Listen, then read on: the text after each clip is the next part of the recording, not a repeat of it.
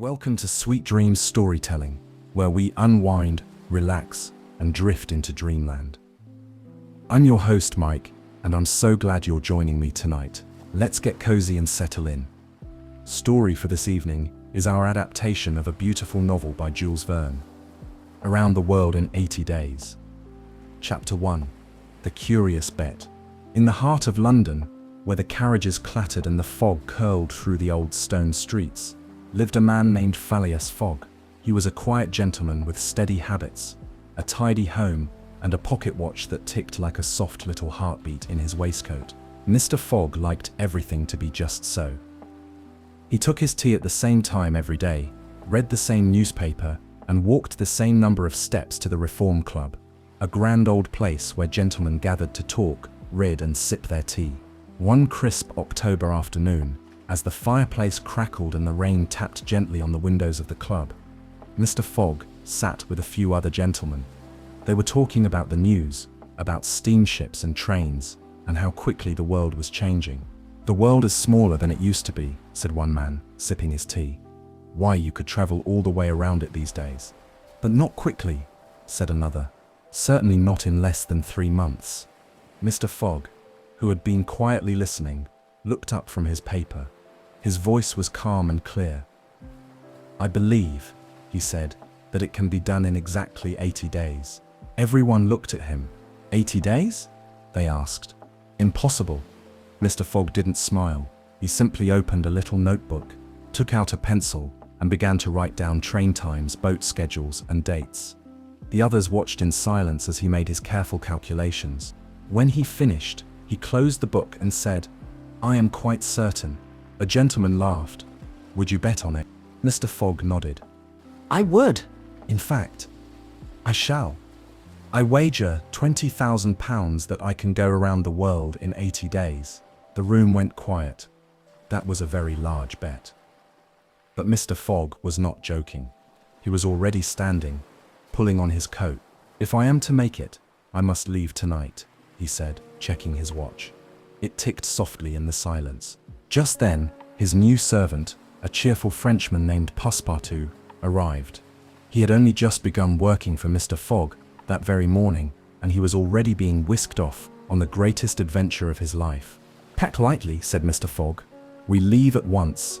And so, under the grey skies of London, with steam rising from the chimneys and the lamps beginning to glow, Mr. Fogg and Passepartout set off on a journey that would carry them across oceans, deserts, and jungles.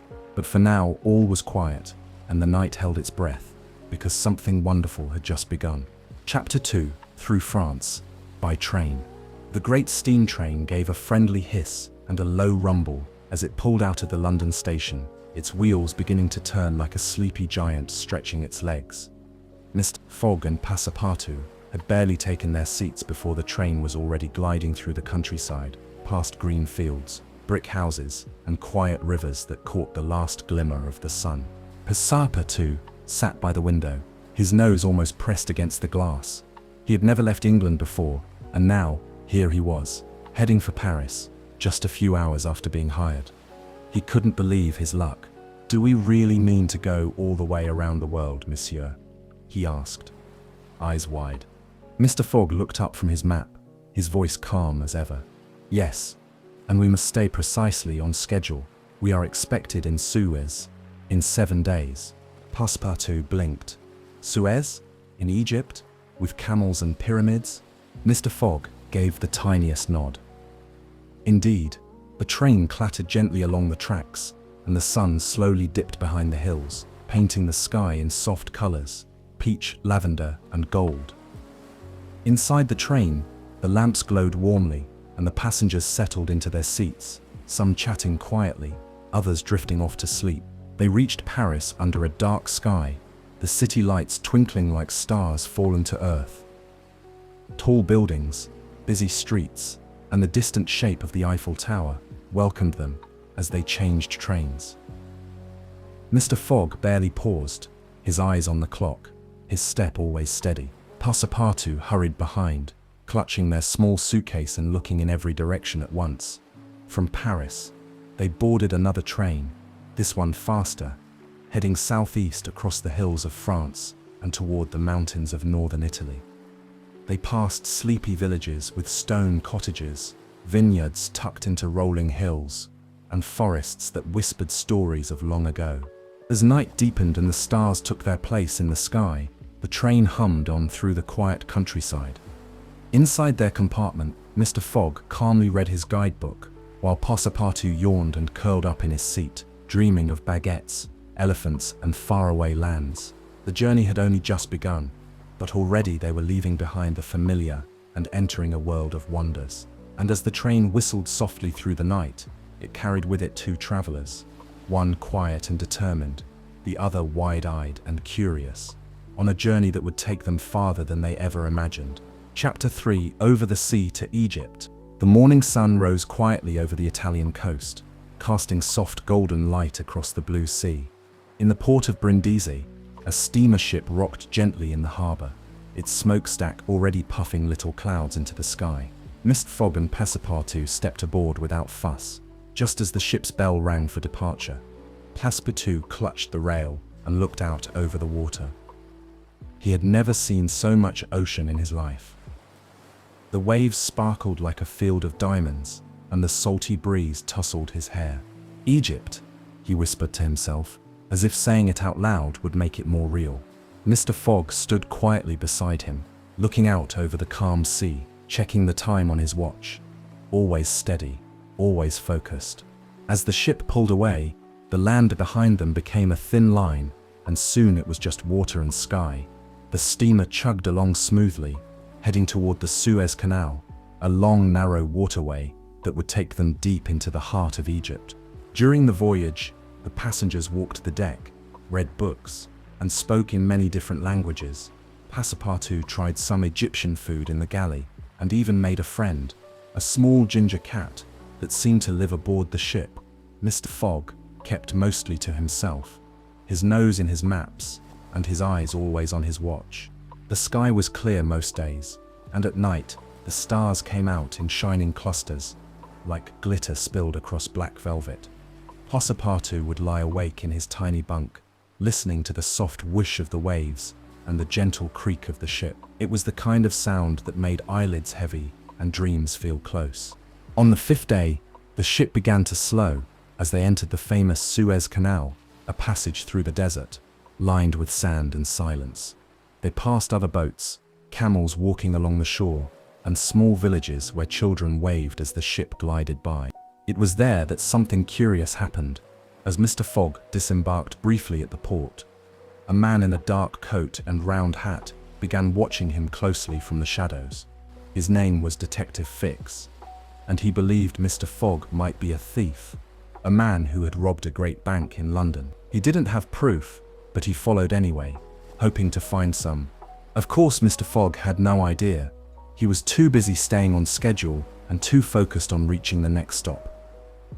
Egypt was just the beginning, as the steamer pulled into port, with the warm desert wind swirling in from the sands and the golden light of Africa glowing all around them. Passepartout sighed and smiled. "We're really doing it," he said softly, as pyramids shimmered on the horizon. "We're going around the world." Chapter 4: A Long Ride in India. After leaving Egypt behind, Mr. Fogg and Passepartout sailed across the Red Sea, the steamer gently rocking over warm blue waters. Soon, they arrived in Bombay, one of the busiest cities in India. The air was filled with new scents, spices, flowers, and the warm scent of sunlight on stone. Bright fabrics fluttered in the breeze, children laughed as they played in the streets, and music drifted from market stalls like soft wind chimes. Passepartout's eyes grew wide. "Monsieur, everything is so colorful here," he said with a grin. He had never seen elephants walking beside carts or monkeys climbing rooftops. It was like stepping into a dream. Mr. Fogg, as always, stayed calm and focused. He led them through the bustling streets toward the railway station. The next part of their journey would carry them across India by train, all the way to the city of Calcutta, many miles away. They boarded a train with shiny brass rails and comfortable seats, and it began to roll gently across the countryside. The land outside their window was a painting of palm trees, hills, and tiny villages nestled among rice paddies. Cows wandered lazily along the tracks, and temple bells rang in the distance like sleepy songs. But after some time, the train came to a sudden stop in the middle of the jungle. "What's happened?" Passepartout asked. The conductor explained, "The railway is not yet finished. From here you'll have to travel by other means." Passepartout looked around. Walk? Through the jungle? But Mr. Fogg didn't hesitate. He found a local man who owned a gentle elephant named Kuyuni, and soon they were climbing up onto a cushioned saddle strapped to her back. The elephant let out a low, friendly trumpet and began to walk, her big feet making soft thuds on the jungle floor. The forest was green and deep, with sunlight peeking through tall trees like golden fingers. Birds sang overhead, and sometimes a monkey would swing by and chatter curiously. Passepartout held on tightly and whispered, "We are truly adventurers now." The journey was quiet and magical. At night, they set up camp under the stars, and the jungle hummed softly around them. Frogs croaking, insects chirping, and the distant call of owls. Kuyuni, the elephant, curled her trunk around a tree and dozed peacefully beside them. Mr. Fogg sat by the fire, reading his guidebook by lantern light, still perfectly calm. Even here, in the middle of the Indian jungle, his watch ticked steadily in his pocket. They had left the train behind, but the journey had not stopped. It had simply become more wonderful. Chapter 5. A New Friend. The jungle was quiet. The kind of quiet that feels like the world is holding its breath. Only the soft, steady footsteps of Kuyuni, the elephant, and the rustling of leaves could be heard as Mr. Fogg, Passepartout, and their guide made their way deeper into the forest. The air smelled of rain and flowers, and sunlight sprinkled down through the tall trees, making little golden patches on the ground like nature's lanterns. Suddenly, the elephant stopped. In the distance they heard drums, slow, steady, and echoing through the trees. Then the faint sound of voices chanting and the flicker of firelight between the branches. Their guide whispered, "A ceremony, a sad one. A woman is being taken to a place of fire. She is to be sacrificed." Passepartout's eyes grew wide. "What? That can't be right." Mr. Fogg's face grew serious. "We cannot leave her." Quietly, carefully, they moved closer. Through the trees, they saw a group of people gathered around a tall wooden platform. A young woman lay still and silent, dressed in white, with flowers in her hair. She was not awake. She had been given a sleeping draught. She was to be sent away with her husband, who had passed on. Her name was Oda. Mr. Fogg whispered, "We will save her." As the chanting grew louder and the fire was lit, Mr. Fogg made a plan. When the moment was right, with everyone distracted, he and Passepartout slipped forward, quiet as shadows. Passepartout gently lifted Oda into his arms, and they hurried back through the trees. The elephant waited, calm and patient. "Go," Mr. Fogg called. Kuyuni moved swiftly through the jungle, her great feet silent on the path. Behind them, shouts rang out, but they didn't stop. The forest closed around them once more, hiding them in its green embrace. By the time the sun rose, they were far away, and Oda was waking up. Her eyes opened slowly, and she looked around in confusion. "You are safe," Mr. Fogg said gently. "We brought you with us." She sat up, blinking. "You saved me." Passepartout smiled warmly. "Of course. It's what kind people do." Oda was quiet for a moment, then gave a soft, grateful smile. "Then I will come with you until I find a safe place to stay." And just like that, their journey had a new traveler. 3 companions now rode through the jungle on the back of a kind elephant. One calm and determined, one curious and kind, and one brave and gentle, her heart full of thanks. As the sun rose high and the trees gave way to open sky, they rode on toward the city, toward the next stop in their grand adventure around the world. Chapter 6. Delays and Surprises. After many long miles through the jungle, Mr. Fogg, Passepartout, Oda, and their faithful elephant Kuyuni arrived in the busy city of Calcutta. The air buzzed with life, vendors calling out from their stalls, carriages rattling over cobblestones, and people moving through the streets like a colorful river of sound and motion. They said goodbye to Kuyuni, giving her gentle pats and kind words. She had carried them bravely, and now it was time for her to rest. Oda placed a garland of flowers gently around the elephant's neck, and Keone gave a soft trumpet before lumbering back toward the forest. Mr. Fogg turned to Passepartout. "To the courthouse," he said quietly. "We must have our travel papers stamped before catching the next train." But something unexpected happened. As they walked through the city square, a man stepped in front of Mr. Fogg. He wore a hat, a long coat, and a very serious expression. It was Detective Fix, who had followed them all the way from Egypt. "I must speak with you," Fix said, holding up a small paper. "You are under arrest for trespassing in a temple back in Bombay." Passepartout's mouth fell open. "Arrested? But that was a mistake. We didn't mean any harm." Still, the law was the law, and soon they were sitting in a quiet courtroom, the sun shining through the high windows in long golden beams. Mr. Fogg sat perfectly still, as always. Ezerda held her hands together, nervous. Passepartout fidgeted on the bench beside them. The judge listened carefully to both sides, then gave his ruling. Mr. Fogg and Passepartout would have to pay a fine. Without a moment's hesitation, Mr. Fogg reached into his coat pocket and paid it. "Time," he said softly, "is more valuable than money." Outside, the train whistle called from the station. They had only minutes to spare.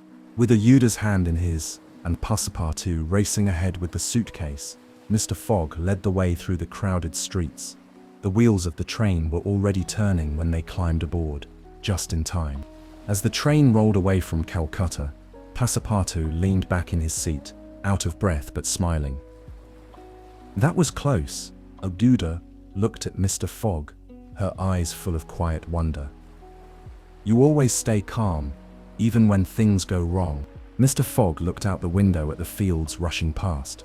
"The journey must go on," he said gently. And it did, with the rhythm of the rails beneath them, and the sky stretching wide and blue above. They continued east toward adventure, surprises, and faraway lands. Chapter 7. Lost and Looking. The train rolled on, carrying Mr. Fogg, Passepartout, and Aouda farther across India, through forests, fields, and misty hills. Then, with a loud whistle and a cloud of steam, it reached the end of the line in the port city of Hong Kong, a place full of sea breezes, market songs, and sails fluttering like wings in the harbor. Mr. Fogg stepped off the train and checked his watch. "If we catch the next steamer," he said, "we will arrive in Yokohama, Japan right on time." Passepartout nodded eagerly.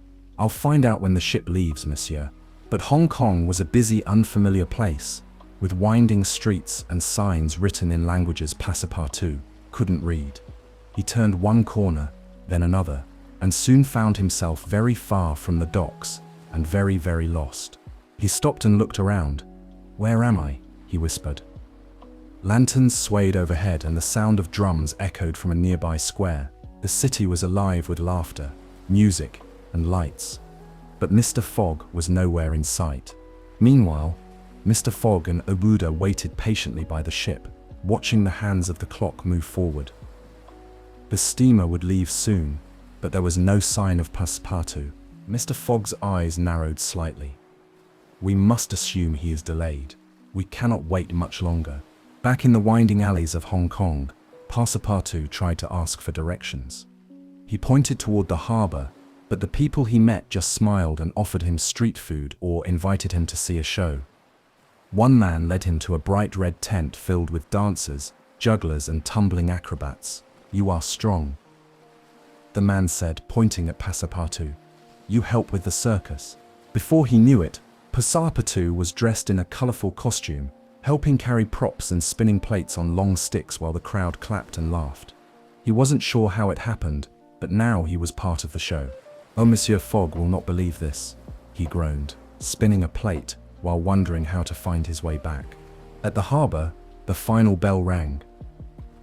Mr. Fogg, with a quiet sigh, stepped onto the ship with Aouda. The steamer began to pull away from the shore, its smokestack puffing gently as it sailed into the wide blue sea. Without Passepartout, the sun set slowly over the water, and Aouda stood by the rail. "Do you think he's all right?" she asked softly. Mr. Fogg nodded, though his face showed just a flicker of worry. Passepartout is resourceful. We will meet him again, far behind, under a sky full of stars. Passepartout sat on a circus cart, eating a bowl of noodles, still wearing his costume. I'll catch up, he said to himself. I always do. And so, while the ship headed for Japan, their little group was separated by sea and circumstance, but not for long, for the world has a way of bringing friends back together. Chapter 8. Reunited in Japan. The steamer glided into Yokohama, Japan, with sails furled and flags fluttering in the morning breeze. The city sparkled with color. Red paper lanterns swung from rooftops, children played in the streets, and little gardens bloomed with soft pink cherry blossoms. Mr. Fogg and Ouida stepped off the ship quietly, their eyes scanning the crowd. No sign of Passepartout. Ouida said gently. Mr. Fogg gave a small nod. We will search until we find him. He must be here. Though he rarely showed emotion, there was something in his eyes, something careful and quiet, that said he missed his friend very much. Meanwhile, not far away, Passepartout was having an unusual morning. After several days of circus life, juggling, acrobatics and riding a painted unicycle, he had finally found a chance to slip away from the troupe. Still wearing part of his costume, he wandered the streets of Yokohama, hungry and tired, hoping to spot a familiar face. I must find Mr. Fogg, he muttered, peeking into tea shops and peering around corners. He's probably halfway around the world by now. In the heart of the city, a small parade was gathering, a dragon made of silk, drummers tapping gentle rhythms, and people in colorful robes smiling and tossing flower petals in the air. Mr. Fogg and Ouida walked quietly through the crowd, searching, and then, just as a little paper fan floated down from the sky, there he was, Passepartout. Order, called out. The Frenchman turned, blinking in disbelief. Mademoiselle, Monsieur Fogg. He ran toward them, nearly tripping over his own oversized circus pants. I knew I'd find you. I got lost in Hong Kong, joined a circus by accident, and rode a dragon cart. But I'm here. A rare smile touched Mr. Fogg's lips. You are here, he said softly. Passepartout beamed. I didn't miss the next leg of the journey, did I? No, Mr. Fogg replied. You're just in time. They bought warm rice buns from a quiet food stall, and as the sun dipped low behind the cherry trees, they sat together beneath the petals and shared stories of their time apart. The world, it seemed, had turned just right to bring them back together. That night, the stars twinkled gently over Yokohama, and 3 travelers fell asleep, knowing they were no longer lost, but exactly where they were meant to be, together once more with the journey still ahead. Chapter 9. Across the Big Ocean. The next morning, under a sky as soft as silk, Mr. Fogg, Passepartout, and Ouida boarded a grand steamer bound for San Francisco, ready to cross the wide and wondrous Pacific Ocean. The ship gave a low, rumbling whistle and slowly drifted away from the docks of Yokohama. The wind caught the sails, the engines hummed below deck, and the great blue sea stretched out in every direction, calm and endless. America, here we come. Passepartout cheered, standing at the rail with his arms wide open. Ouida smiled. Another continent, another adventure. Mr. Fogg simply checked his watch and nodded, as if even the ocean itself were expected to stay on schedule. Life aboard the steamer was gentle and peaceful. The days passed like clouds, quiet and slow, full of light. In the mornings, the 3 friends walked the deck, watching the sun rise in golden waves across the water. Flying fish sometimes leapt from the sea, glinting like silver in the sun. Seagulls glided overhead, calling softly to the waves. At midday, the ship's bell rang, and warm meals were served. Passepartout delighted in tasting new dishes from the ship's cook's soups, with noodles, sweet sticky buns, and spicy rice wrapped in leaves. He always saved a little extra to share with the ship's cat, who had decided he liked Passepartout very much. Mr. Fogg sat quietly in a deck chair, reading and checking maps, while Ouida sketched the sea in a small notebook with a pencil she kept tucked behind her ear. At night, the The stars came out by the thousands.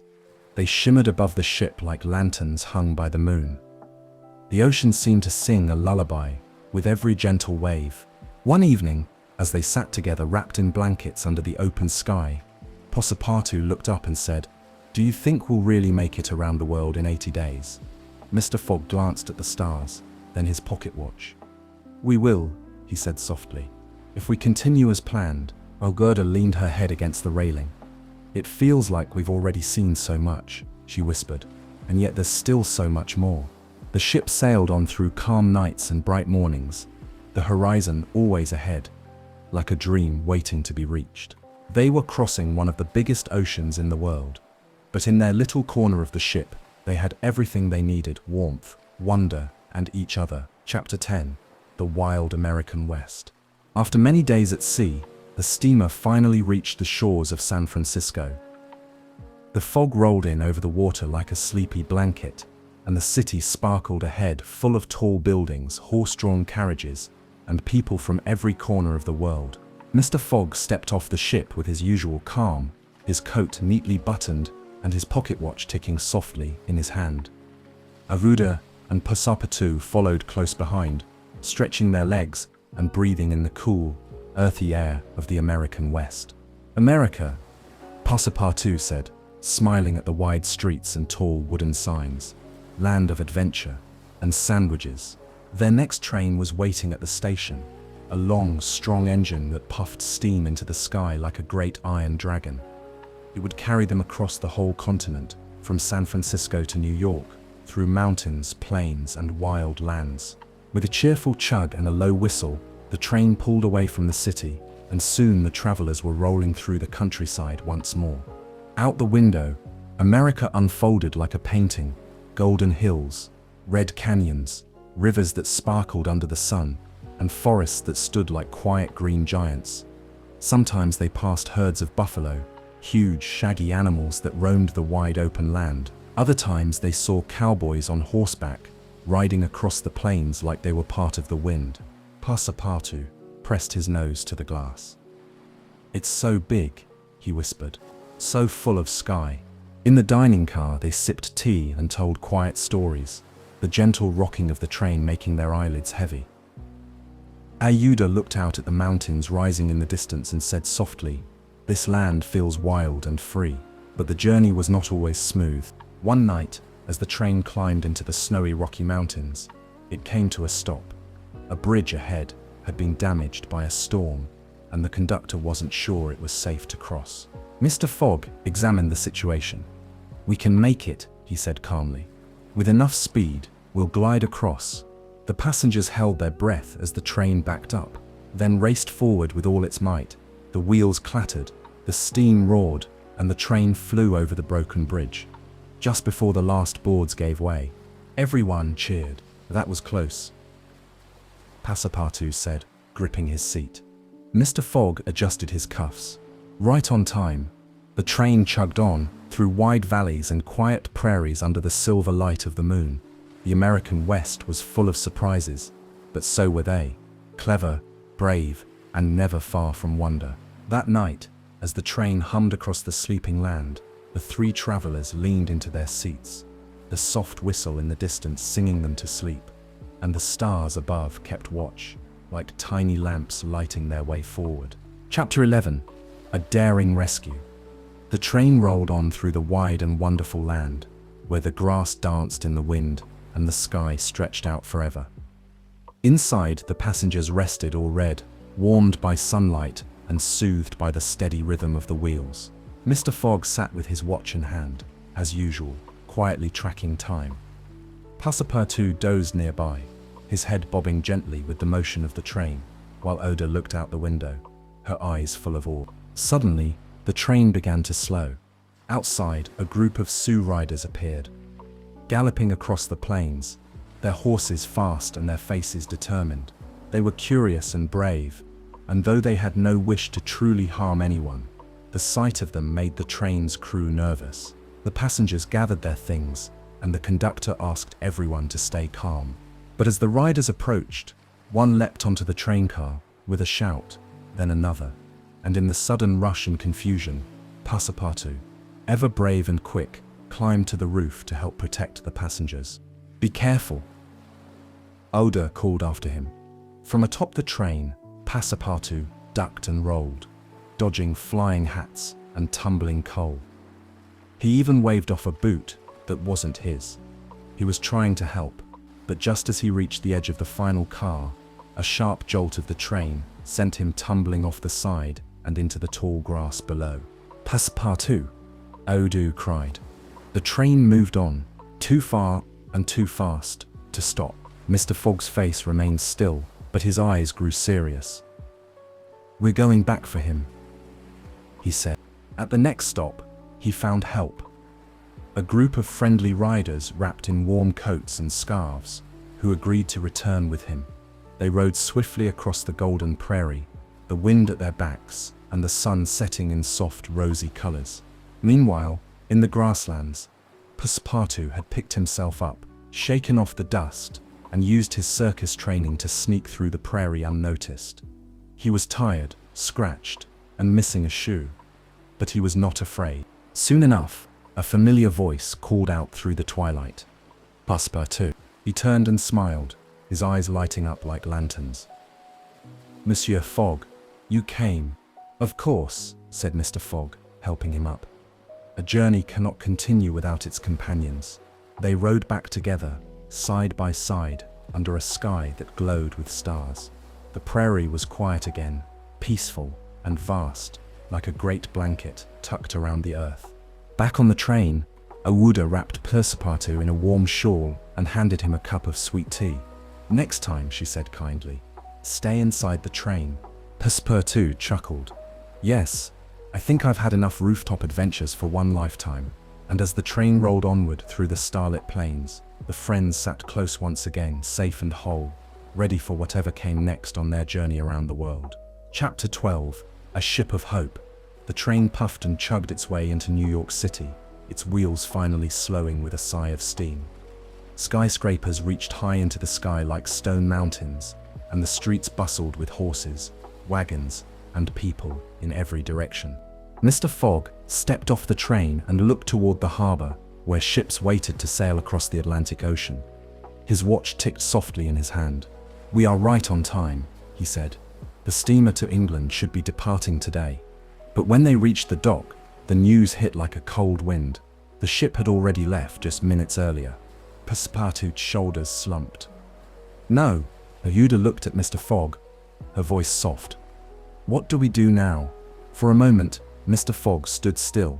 The seagulls wheeled above, the wind tugged at his coat, and the sky was beginning to dim with the colors of evening. Then he spoke. "We find another ship."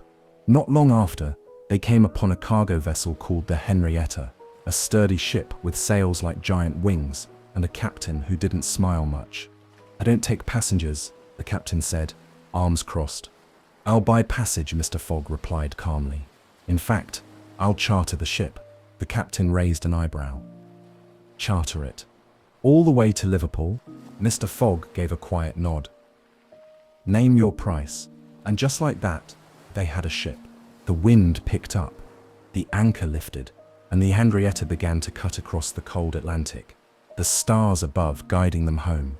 The sea was wild now, not soft like the Pacific, but restless and strong.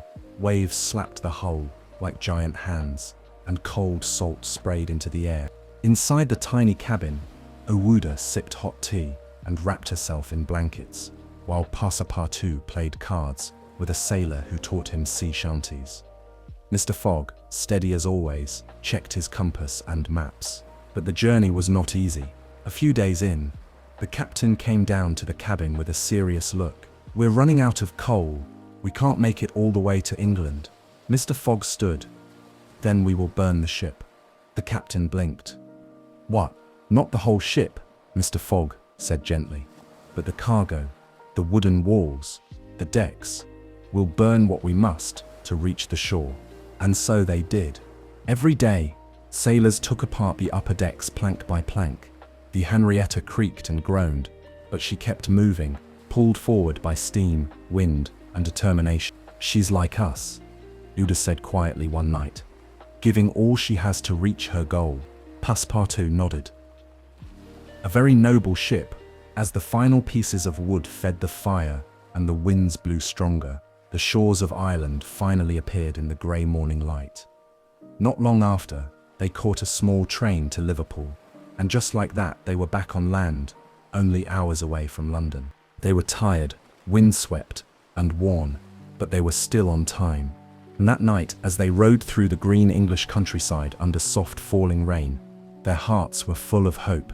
Chapter 13. So close yet so far, the train to London glided through the misty hills of England, its windows fogged with rain, and the soft clatter of wheels echoing like a lullaby. Mr. Fogg sat with his arms folded, as calm as ever. But in his eyes, behind his usual quiet, was something new, a flicker of hope. Beside him, Passepartout peeked out the window every few minutes. "We're nearly there, monsieur," he whispered. "Only a little more." Uda sat across from them, her hands gently folded in her lap. "Do you think we'll make it in time?" Mr. Fogg glanced at his watch. "If all continues as scheduled, yes." But fate had other plans. As the train slowed into the Liverpool station, a figure stepped out of the shadows. He wore a dark coat, a stern expression, and held a slip of paper in one hand. It was Detective Fix, the man who had followed them since Egypt. "Mr. Phileas Fogg," he said firmly, "you are under arrest for robbery." Passepartout's mouth fell open. "What? Now?" "But the real thief," Fix held up the paper. "I must follow the law. You'll be detained until we hear from London." For the first time on their journey, Mr. Fogg's face changed. Not anger, not panic. Just stillness. Quiet and heavy. He did not resist. He simply nodded and handed over his watch. The sun slipped behind the clouds as Mr. Fogg was taken away. Passepartout and Ouida watched in stunned silence as the moments ticked by, precious, falling away like drops of water from a leaky bucket. Hours passed. Then, a message arrived. The real thief had been caught. Mr. Fogg was innocent, free to go. Passepartout raced to the door. "Monsieur, hurry, we still have a chance." But Mr. Fogg looked at the clock, then at the grey, rainy sky outside. "No," he said softly, "we are too late." And with those few words, the world seemed to slow. They had travelled oceans, crossed jungles, climbed mountains, and defied storms. But now, just one day from home, time had run out. Back in London, they returned to Mr. Fogg's quiet house on Savile Row. It looked just as it had before, the same doormat, the same windows, the same ticking of the tall clock in the hall. He went inside and sat by the fire. No anger, no tears, just silence. Ouida sat beside him. "You were brave," she whispered, "and kind, and good." Mr. Fogg looked down at his hands. "But I lost." "No," she said gently, "you've gained more than you think." That night, while the world outside turned softly to sleep, the travellers rested too. The journey was over, or so they believed. But time, as they would soon learn, is a tricky thing. And sometimes, it's on your side after all. Chapter 14. A quiet moment. The house on Savile Row was still and silent. Mr. Fogg sat in his favourite chair, the fire crackling gently beside him. The soft ticking of the clock on the mantel was the only sound in the room. It was the same clock he had watched so carefully, every hour, every minute, throughout his great journey. Now he didn't watch it at all. Outside, the streets of London bustled as usual. The horses trotted, the shopkeepers opened their stores, the paper boys called out the news. But inside the house, time seemed to move differently, slow and hushed, like a quiet breath. Mr. Fogg had returned one day too late, and the wager he had made at the Reform Club was lost. The £20,000 he had promised to the club, and more importantly, the perfect plan he had followed with such care, had slipped away by a matter of hours. Passepartout tiptoed through the house, feeling heavy with sadness. He had tried so hard to help. He had run, climbed, even joined a circus. And still, they hadn't made it. "I am sorry, monsieur," he said softly. standing by the doorway. Mr. Fogg looked up and gave a small, kind nod. You did your best. We all did. In the quiet parlor, Uda sat with her hands folded in her lap. She glanced at Mr. Fogg, her eyes gentle and full of thought. Monsieur Fogg, she said slowly, this journey, it wasn't only about a wager. He looked at her, curious. It was about courage, about kindness, about helping someone like me when you didn't have to. You gave me safety, you gave me hope, and her voice softened even more. I would like to stay by your side, if you would let me. The room was quiet for a long time. Then Mr. Fogg, who had faced storms, trains, elephants, and the ticking clock of the world, smiled. Not a small smile, not a polite one, but a real, warm, surprised smile. You would? He asked. I would, she said. Passepartout peeked into the room, a hopeful spark lighting up in his eyes. Then, you're not sad anymore, monsieur. Mr. Fogg stood, gently closed his pocket watch, and turned toward the window. No, he said. Not sad. Not at all. The clouds outside began to drift, and a little sunlight crept into the room, as if the sky itself had decided to smile. That night, the house on Savile Row felt different, not full of loss, but full of something new, a quiet kind of joy, like the soft glow of a lantern at the end of a long journey. And though none of them yet knew it, the adventure wasn't quite over. Chapter 15, A Lovely Surprise. The next morning dawned with a gentle light, slipping between the curtains and resting on the quiet corners of Mr. Fogg's home. The air smelled of tea and old books, and outside, birds sang as if they had good news to share. Mr. Fogg rose, dressed neatly as always, and came downstairs. Aouda and Passepartout were already at the breakfast table, sitting quietly. No one spoke much. It was a thoughtful kind of morning. After all the rushing, sailing, climbing, and racing, the world now felt still. I suppose, Mr. Fogg said at last, stirring his tea, we must decide what comes next. Aouda looked up with a soft smile. I've already decided something. Mr. Fogg raised an eyebrow. Oh, Aouda's cheeks turned pink. This journey changed me. It showed me bravery, kindness, and the strength of quiet people who do good things without needing to say much at all. Mr. Fogg listened, saying nothing. And I realized, she continued gently, that I don't want to say goodbye to that, or to you. Mr. Fogg blinked.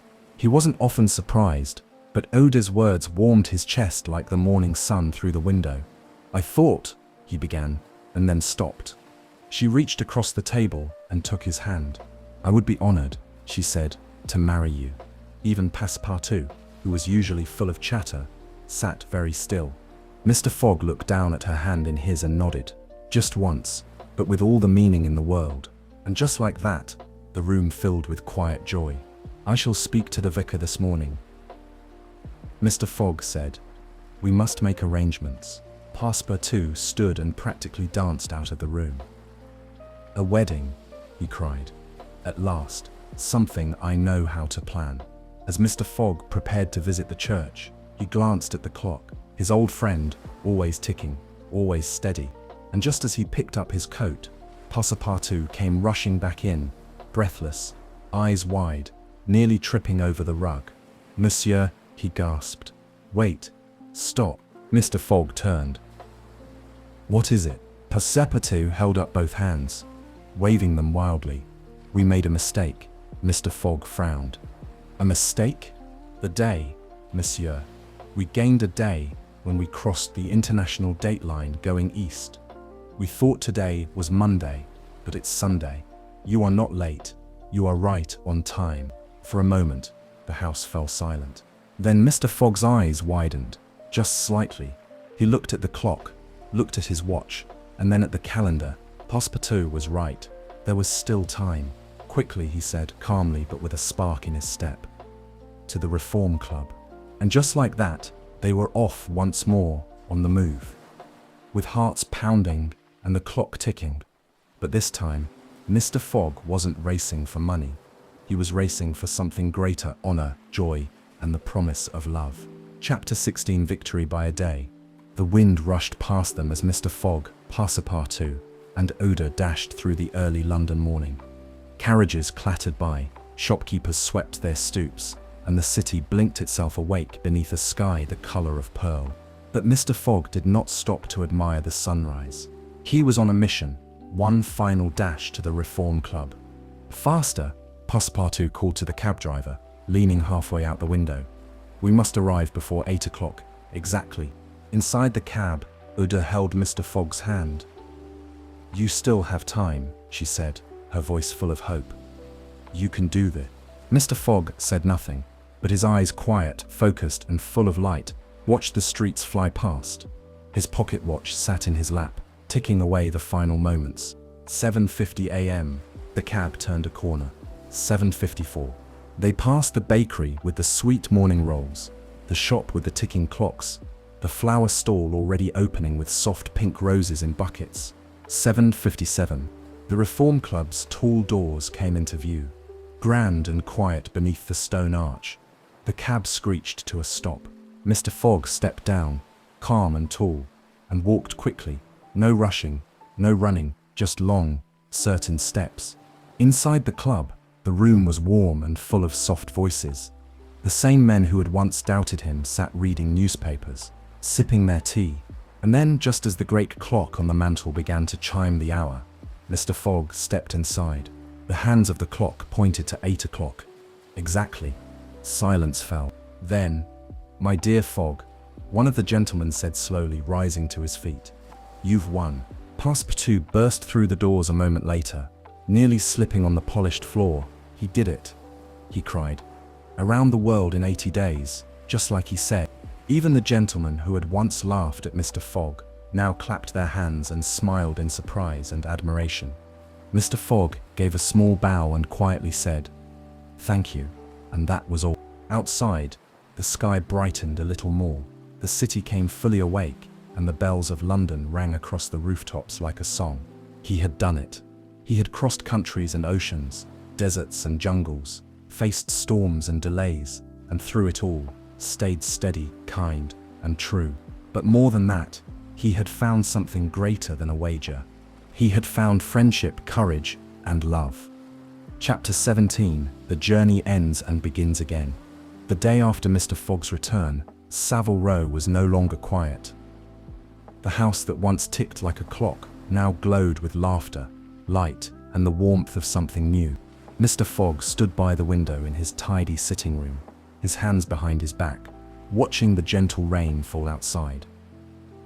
Aruda sat nearby, arranging wildflowers in a simple vase.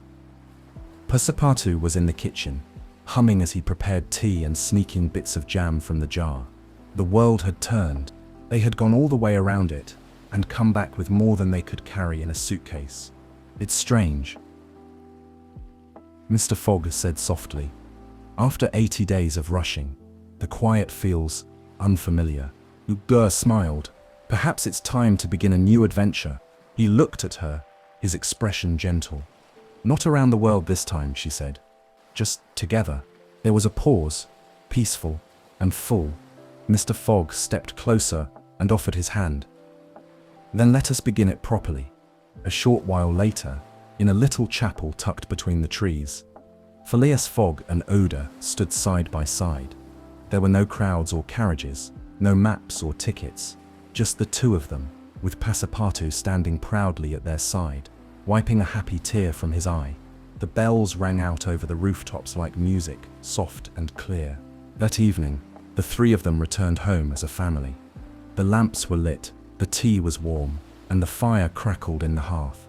Outside, the wind sighed gently through the streets of London, and stars blinked open above the rooftops. "I never imagined it would end this way," Passepartout said with a sleepy grin, curled in his favorite chair. "It hasn't ended," Mr. Fogg replied. "It's only just begun." Oda nodded. "The best journeys always begin with love." And so, under the quiet hum of a familiar clock and the glow of the firelight, the world turned once more, not with haste, but with peace. And this time, no one was counting the days. Chapter 18. Good night, world. The lamps were low, and the fire had faded to soft, glowing embers. The house on Savile Row was quiet now. full of sleepy warmth and the hush of evening dreams. In the sitting room, Mr. Fogg placed his watch on the mantel. For once, he did not check the time. He simply smiled at its quiet ticking and turned toward the soft sounds of footsteps behind him. Passepartout, wrapped in a cozy robe, brought in a tray with 3 cups of warm milk and a plate of honey biscuits. "One last snack before bedtime," he said with a grin. Abuda, already curled in a chair with a blanket tucked around her, smiled and reached for her cup. "To the end of our journey," she said gently. Mr. Fogg sat down between them, and to the beginning of a quieter one, he added. The room was still. Outside, the moon shone over London like a silver lantern in the sky, casting gentle light on rooftops and chimneys. Somewhere, a carriage rattled past. Somewhere else, a cat meowed softly. The world was settling in. As the 3 friends sipped their warm drinks, the silence wasn't empty, it was full of memories. Elephants and trains, storms and steamships, laughter and narrow escapes. But most of all, it was full of heart. They had raced the clock and crossed the earth, but now they were home, where time didn't need to be chased anymore. Time now was something to be shared. "Do you think we'll ever travel again?" Passepartout asked, his voice already half asleep. "Perhaps," said Mr. Fogg, "but next time, without the wager, and with more picnics," Oda added with a smile. They all laughed softly, the kind of laugh that belongs at the end of a story. The fire gave one last sleepy crackle.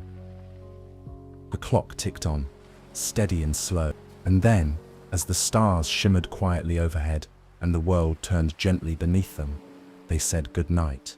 "Good night, Passepartout. Good night, Good night, Mr. Fogg. Good night, elephants and trains and steamers and stars. Good night, world. You've taken us far, but now it's time to rest. Thanks for spending this quiet time with me here at Sweet Dream Storytelling. I hope you're feeling relaxed, peaceful, and ready for a restful sleep. As we say goodnight, let the calm background music guide you gently into dreamland. Before you go, don't forget to like the video and subscribe, and until next time, rest well.